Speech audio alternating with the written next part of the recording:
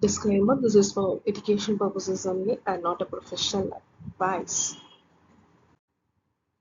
Hi all, எல்லாருக்கும் வணக்கம். இன்னைக்கு நம்ம என்ன பார்க்க போறோம்னு பார்த்தாக்கா வந்து இம்பார்ட்டன்ஸ் ஆஃப் மெடிக்கல் ஹிஸ்ட்ரி டென்டிஸ்ட்ரியில் பார்ட் 4. ஸோ நம்ம லாஸ்ட்டாக வந்து இது வரைக்கும் பார்த்தோம், இந்த 1 to 17 இது பார்த்தோம். இன்னைக்கு நம்ம பார்க்க போகிறது என்னன்னு பார்த்தாக்கா வந்து ஹைப்பர்தைராய்டிசம், டயபெட்டிஸ் mellitus, corticosteroids இருக்கிற பேஷண்ட்ஸ்க்கு என்ன பண்ண போகிறோம், குஷிங் சிண்ட்ரோம். இந்த 4 டாபிக் தான் நம்ம இன்னைக்கு பார்க்க போறோம். ஸோ ஃபர்ஸ்ட் வந்து பார்த்தாக்கா ஹைப்பர்தைராய்டிசம் அப்படின்னா என்னன்னு பார்த்தாக்கா வந்து நிறைய தைராய்டு வந்து செக்ரேட் ஆகுது. இதனால தைராய்டு கிளாண்ட் வந்து ஹைப்பரா ஃபங்க்ஷன் ஆகுறதுனால. ஸோ இந்த மாதிரி பேஷண்ட்ஸ் நம்ம என்னன்னு சொல்லணும்னு பார்த்தாக்கா வந்து தைரோடாக்சிக் பேஷண்ட், நார்மலை விட அதிகமா இருக்கிறதுனால தைரோடாக்சிக் பேஷண்ட். ஸோ இவங்க வந்து என்ன இது நம்ம ஜென்ரல் ட்ரீட்மெண்ட் நம்ம என்ன கேர்ஃபுல்லா இருக்கணும்னு பார்த்தாக்கா தைரோடாக்சிக் கிரைசிஸ்ல இவங்கெல்லாம் வந்து போகிறதுக்கு ரொம்ப சான்சஸ் அதிகமாக இருக்கு. ஸோ அதை எப்படி நம்ம மினிமைஸ் பண்றது, இல்லை எப்படி நம்ம வே ஆஃப் ஹேண்ட்லிங் இந்த பேஷண்ட்டை மாற்றுறதுக்கு தான் தெரிஞ்சுக்கணும். ஸோ இப்போ வந்து தைரோடாக்சிக் கிரைசிஸோட சைன்ஸ் அண்ட் சிம்டம்ஸ் பார்த்தாக்கா வந்து என்ன பார்த்தாக்கா வந்து fever, tachycardia, arrhythmia, abdominal pain, sweating, nausea, congestive heart failure, pulmonary oedema. So இதெல்லாம் வந்து நம்ம கண்டுக்கலன்னா வந்து டெத் கூட ரிசல்ட் ஆகும். ஸோ என்னென்னலாம் ப்ரெசிபிட்டேட்டிங் ஃபேக்டர்ஸ் இருக்குன்னு பார்த்தாக்கா வந்து ஸ்ட்ரெஸ், இன்ஃபெக்ஷன், நம்ம பண்ணுற சர்ஜிக்கல் ப்ரொசீஜர், ஏன்னா அது வந்து ஒரு ஸ்ட்ரெஸ் கிரியேட் பண்ணும் பேஷண்ட்டோட மைண்டில். ட்ராமா, ப்ரெக்னன்சி, டயபெட்டிக் கீட்டோசிடோசிஸ், அப்புறம் ட்ரக்ஸ், ஒரு சில ட்ரக்ஸ் இதில் அயோடின் இருக்கும் அதெல்லாம். ஸோ இப்போ வந்து நம்ம பண்ணுற ப்ரொசீஜர் தைரோடாக்சிக் கிரைசிஸை வந்து இன்டியூஸ் பண்ணலாம். It is one of a precipitating factor. ஏன் கேட்டாக்கா நம்ம வந்து ஒரு ஸ்ட்ரெஸ் வந்து பேஷண்ட்டோட பாடிக்கும் மைண்ட்க்கும் நம்ம வந்து கொடுக்கும். ஸோ அதனால வந்து தைரோடாக்சிக் கிரைசிஸ் வந்து லேண்ட் ஆகலாம். ஸோ அதனால இவங்களுக்கு வந்து காமா பண்ணணும், என்ன ப்ரொசீஜர் பண்ணணும், ஒரு சிடேட்டிவ் நெசசரியான்னு யோசிச்சுக்கிட்டு அதுக்கப்புறம் தான் கொடுக்கணும். எதுக்குன்னு பார்த்தாக்கா வந்து ஸ்ட்ரெஸ்ஸும் ஃபியரும் பேஷண்ட் கிட்ட இருக்கிறத குறைக்கிறதுக்காக. அண்ட் இவங்க இந்த மாதிரி பேஷண்ட்ஸ் தான் ஃபர்ஸ்ட் வந்து ஃபிசிஷியன் கன்சல்ட் பண்ணுவேன். ஏன்னு கேட்டாக்கா இவங்களுக்கு வந்து கார்டியோவாஸ்குலர் டிசீசஸ் இருக்கும், லைக் டாக்கிகார்டியா, அரித்மியாலாம் இருக்கும் ஹைப்பர் தைராய்டிசம்ல. ஸோ அதை வந்து நார்மலைஸ் பண்ணிக்கணும். ஸோ அதுக்கேற்ற மாதிரி அவங்களோட ட்ரீட்மெண்ட்டை ஆல்டர் ஆகும். அதே மாதிரி இவங்க வந்து கேட்டிகாலமைன்ஸ்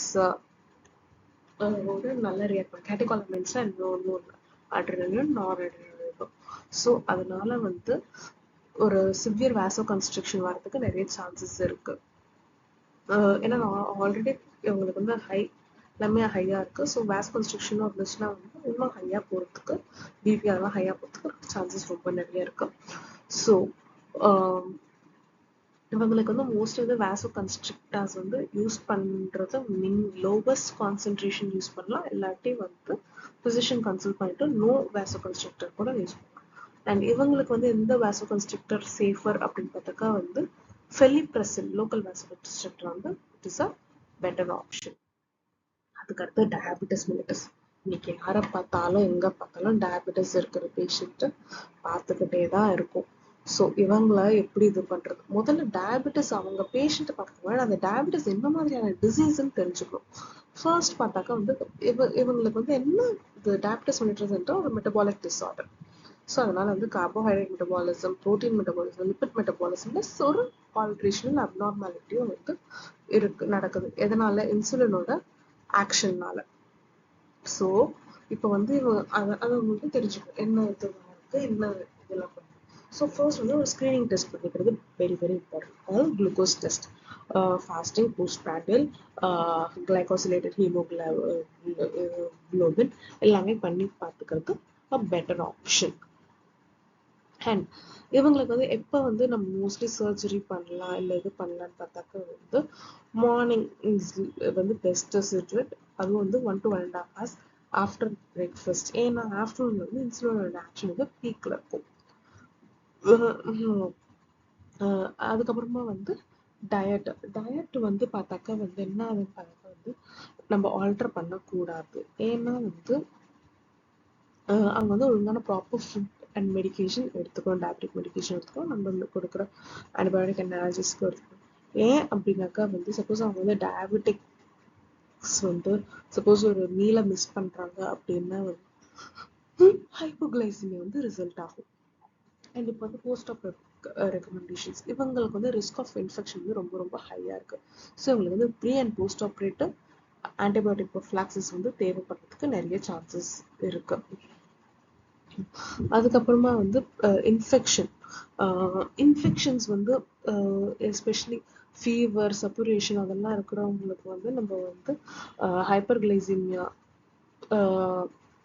போகிறதுக்கு சான்சஸ் நிறைய இருக்குது. ஸோ ஆன்டிபயோட்டிக்ஸ்லாம் வந்து கொடுக்கணும். பென்டாலோல் அடாப்சஸ் அந்த மாதிரி கேசஸ்ல. அண்ட் லோக்கல் அனஸ்தீசியா வந்து ரொம்ப ரொம்ப கேர்ஃபுல்லாக அட்மினிஸ்டர் பண்ணணும். ஏன்னா வந்து அட்ரினலின் வந்து என்ன ஆகும்னு பார்த்துக்க அந்த கிளைகோஜினோலைசிஸ் வந்து நடக்கும். கிளைகஜன் அதாவது கிளைகஜன் வந்து ஸ்பிட் ஆகி குளுக்கோஸாக இதுவாகும். ஸோ வந்து குளுக்கோஸ் லெவல் வந்து இன்க்ரீஸ் ஆகும் பிளட்ல. ஸோ அதை பார்க்கணும் நம்ம. ஸோ நம்ம வந்து நம்ம கொடுக்குறது வந்து வெரி வெரி ஸ்மால் குவான்டிட்டினாலும் வந்து அதுக்குமே வந்து ஒரு ரிஸ்க் இருக்கு. ஓகேங்களா. அதுக்கப்புறம் வந்து கார்டிகோஸ்டீராய்ட்ஸ் வந்து கண்டிப்பாக வந்து அவாய்ட் பண்ணணும். ஏன்னாக்கா வந்து அதுக்கு வந்து ஒரு கிளைகோஜினோலைட்டிக் ஆக்டிவிட்டி இருக்கு. அதே மாதிரி அதில் வந்து ஆஸ்பிரினும் கொடுக்குறாங்க. ஃபாரின் கண்ட்ரீஸில் ஆஸ்பிரின் கொடுக்குறாங்க for pain killer. And wound healing வந்து டிலேடாக தான் இருக்கும். பிகாஸ் அந்த மைக்ரோபேக்லோபத்தினால வந்து பாக்டீரியா போய் அந்த கேபிலரிஸ்ல போய் உட்கார்றதுனால வூண்ட் ஹீலிங் டிலேடாக இருக்கு. அந்த பிளட் சப்ளை ஸ்டாப் பண்ணுறதுனால ட்ரை சாக்கெட் ரிசல்ட் ஆகும். ஸோ வூண்ட் ஹீலிங் டிலேடாக இருக்கும். ஸோ நம்ம வந்து கேர்ஃபுல்லாக அதை எப்படி ப்ரிவென்ட் பண்ணுறது பார்த்தாக்க நம்ம வந்து கேர்ஃபுல்லாக இது பண்ணணும். ஜென்டில் மேனிப்புலேஷன்ஸ் கொடுக்கணும். அதுக்கப்புறம் போன் எட்ஜஸ்லாம் வந்து ஸ்மூத்தண்டாக இருக்கணும். அண்ட் சூச்சரிங் வந்து ஹெல்ப்ஃபுல்லாக இருக்கும். ஸோ இப்போ வந்து பிளட் குளுக்கோஸ் லெவல் வந்து இவ்வளோ இருந்தால் பண்ணணும், இதுனா பண்ணக்கூடாது அப்படின்னா எந்த ஒரு ரூலுமே இல்லை. பட் சேஃபர் சைடுக்கு கண்ட்ரோல்டு பிளட் குளுக்கோஸ் லெவல்ஸ் இருக்கிறது பெட்டர் ஆப்ஷன். ஏன்னா வந்து எலெக்டிவ் சர்ஜரினா if it is emergency procedure பண்ண தான் போகிறோம். பட் எலெக்டிவ் அப்படின்னாக்கா வந்து பேஷண்டோட பிளட் சுகர் லெவலை வந்து கண்ட்ரோல் பண்ணிட்டு அதுக்கப்புறம் இது பண்ணுறது பெட்டர். ஸோ நம்ம என்ன நம்ம வந்து ரெண்டு சுச்சுவேஷனில் ரொம்ப ரொம்ப கேர்ஃபுல்லாக இருக்கும். இன்னும் வந்து பேஷண்ட் வந்து ஹைப்பர்கிளைசிமியாக்காகவும் போகலாம், இல்லை ஹைப்போகிளைசிமியாக்காகவும் போகலாம். ஸோ நம்ம அதை எப்படி மேனேஜ் பண்ணுறதுன்றது important. So insulin, sugar solution, glucose solution, saline எல்லாமே வந்து டென்டல் ஆஃபீஸில் வச்சுக்கணும். ஹைப்போகிளைசிமியா தான் வந்து ரொம்ப ரொம்ப காமன்.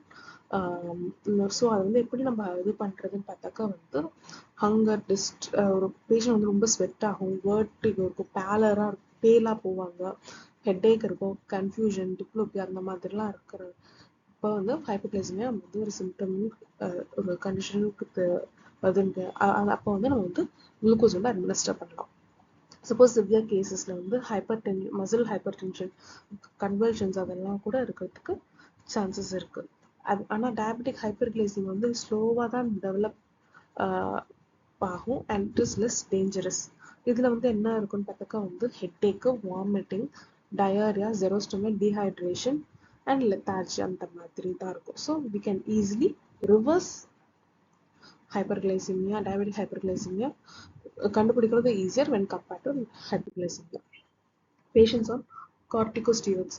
ஸோ பேஷண்ட்ஸ் வந்து குஷிங் டிசீஸ் இருக்கு, ஏதாவது இதுக்காக ஸ்டீராய்ட் தெரப்பி எடுத்துக்கிறாங்க, அவங்க வராங்க அப்படின்னா வந்து என்ன பண்ண போகிறோம் பார்த்தாக்கா வந்து ஃபர்ஸ்ட் வந்து அவங்களோட எவ்வளோ நாள் எடுத்துட்டு இருக்காங்கன்னு பார்க்கணும்.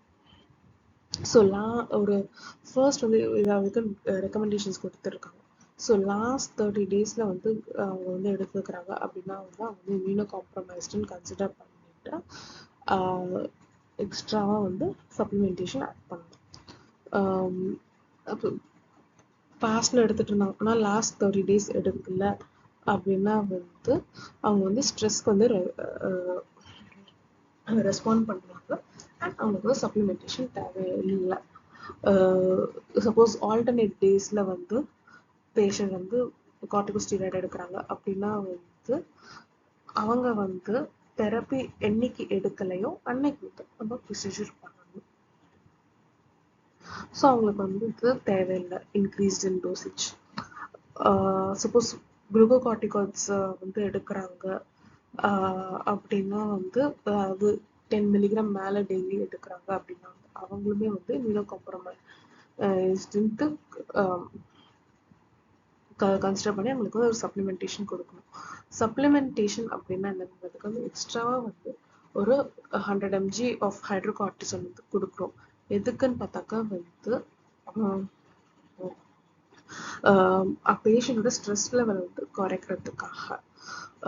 சப்போஸ் வந்து 6 hours மேலே சர்ஜரி போகுது அப்படின்னா வந்து எக்ஸ்ட்ரா இன்னொரு 50 to 100 mg வந்து கொடுக்கலாம். ஆனால் ஒரு டோட்டல் டோஸ் வந்து 250 mg தாண்டி இருக்கக்கூடாது. சப்போஸ் இவ்வளோ இது பண்ணியும் வந்து பேஷண்ட்ஸ் அப்படின்னு வந்து அக்யூட் அட்ரினல் இன்சஃபிஷியன்சி போகிறதுக்கு சான்சஸ் இருக்கு. ஸோ அதை வந்து நம்ம கேர்ஃபுல்லாக ஐடென்டிஃபை பண்ணி ட்ரீட் பண்ணணும். Last Cushing syndrome. பேஷண்ட்டுக்கு வந்து suppose excess secretion of corticosteroids இருக்கு அப்படின்னாக்கா வந்து இந்த குஷன் சிண்ட்ரோம் இருக்கும். இது வந்து எப்படின்னாக்கா வந்து பேஷண்ட் வந்து ஹாஸ்பிட்டல் செட்டப்பில் தான் வந்து பண்ணணும். சிடேஷன் கண்டிப்பாக எடுத்து பண்ணணும். ரொம்ப ரொம்ப கேர்ஃபுல்லாக பேஷண்ட் இது பண்ணணும். ஜா மேனிபுலேஷன்ஸ்லாம் இருக்கட்டும், இல்லை டூத் எக்ஸ்ட்ராக்ஷன் இருக்கிற, ஏன்னா வந்து அவங்களுக்கு வந்து சிவியர் ஆஸ்டியோபோரோசிஸில் இருப்பாங்க.